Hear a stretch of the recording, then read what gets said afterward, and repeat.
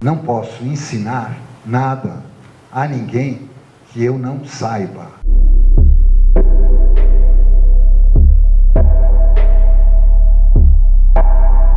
Bons fotógrafos ou bons pintores, eles trazem a abertura de espaços consideráveis nas questões humanas.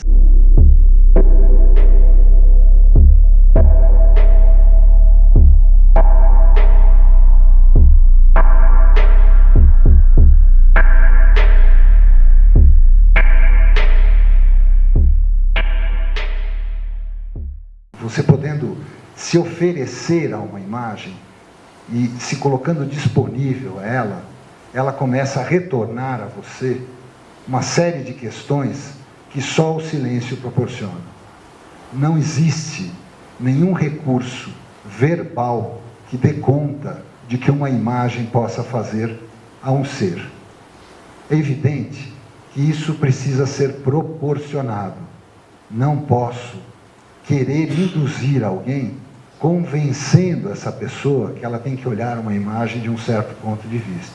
Bons fotógrafos ou bons pintores, eles trazem a abertura de espaços consideráveis nas questões humanas. Fotógrafos antigos, já desaparecidos, são consultados, eles evocam essa qualidade e nos colocam claramente essas questões no trabalho, na obra.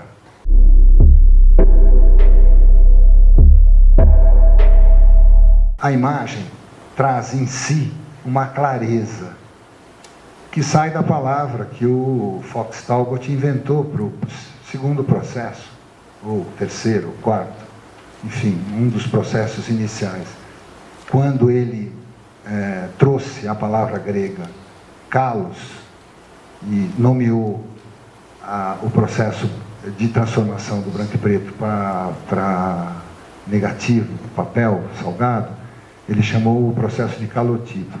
A palavra kalos sai da palavra grega clareza. Clareza no sentido de beleza, no sentido de que diante da imagem eu posso ter uma revelação.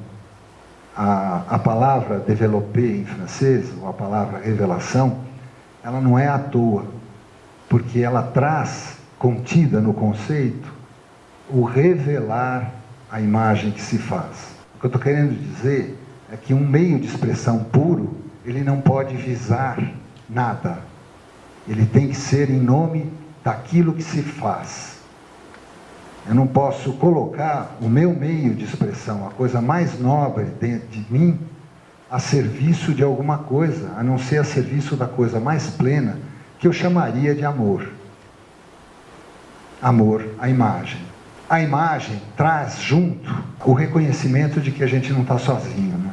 Os grandes autores, quando nos acompanham, eles fazem parte integrante do nosso processo de vida. As imagens acabam nos impregnando. Elas fazem parte nossa, elas são pensamentos iguais àqueles que a gente consegue elaborar com as palavras. Eu penso por imagens. A linguagem, na verdade, estrutura tudo isso.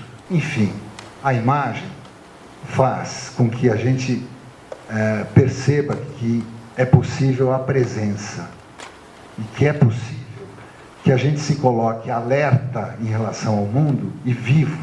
A fotografia nos faz isso. A fotografia é um desenho no sentido de que ele é um intento, porque a palavra desenho sai da raiz da palavra desenho, que é destino, desígnio.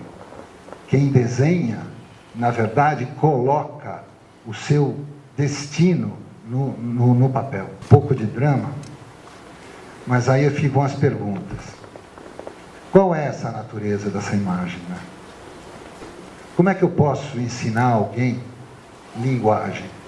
Como é que eu posso ensinar alguém as operações básicas que regem essa linguagem? Quais são os princípios que eu tenho que ensinar a alguém que manipula a fotografia? Como eu introduzo o princípio? como eu faço acionar, não um discurso, uma coisa do que as pessoas devam fazer, mas o que provoque nelas a noção de que eu estou indo ao núcleo das questões e não à superfície delas. Ninguém desenha uma árvore pela forma externa da árvore. Todos desenham a árvore se entenderem qual é o núcleo central dessa árvore.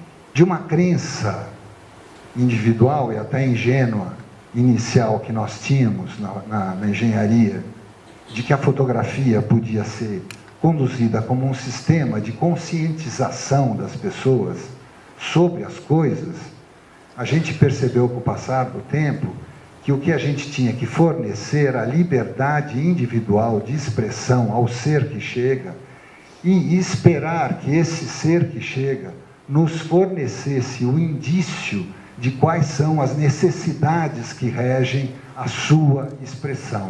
Para ensinar alguém, vocês precisam estar atentos ao que esse ser traz a vocês e completar a necessidade de informação que essa pessoa procura. O Campbell, quando fazia a pesquisa de mitologia comparada, encontrou no sânscrito uma palavra que significava transcendência das coisas em sânscrito, que era uma palavra dividida em 3 pedaços, era Sat, Shinanda, Ananda.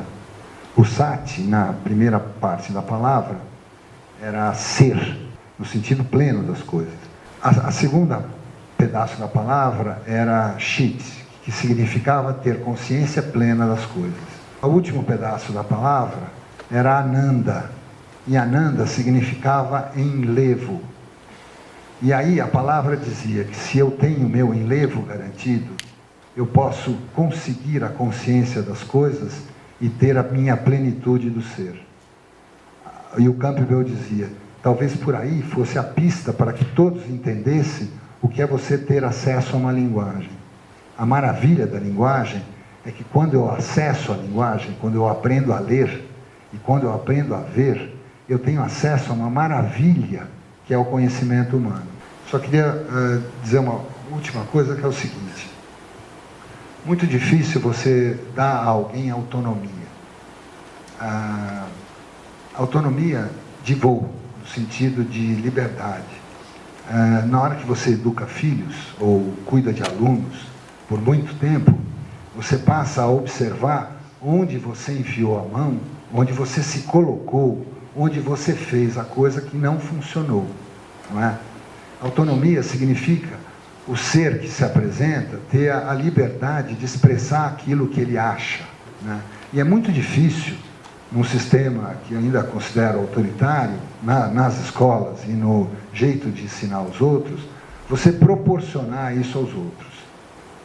Os artistas, eu acho, pelo menos, uma coisa, acredito muito nisso, eles têm uma ansiedade inerente a essa coisa de querer ser um artista, de olhar a natureza e conseguir passar da natureza a questão deles, a questão do que eles pensam, do que eles sentem, né? Lidar com o sensível e conseguir fazer disso uma coisa clara, né? No sentido da clareza, da beleza. E essa coisa que eles querem criar é uma terceira coisa que independe deles. Não é? Uma imagem feita, ela pode ter autonomia. Assim como a criação e a educação de alguém também pode dar autonomia. A gente discute muito isso lá dentro, de que a gente, a partir de um certo instante, tem que oferecer ao aluno uma autonomia plena de voo. E a gente reconhece quando a pessoa percebeu que ela está ao lado de alguém que não vai cercear o voo dela e vai contribuir para que ela possa resolver as questões que vão aparecer, né? Eu encerro por aqui.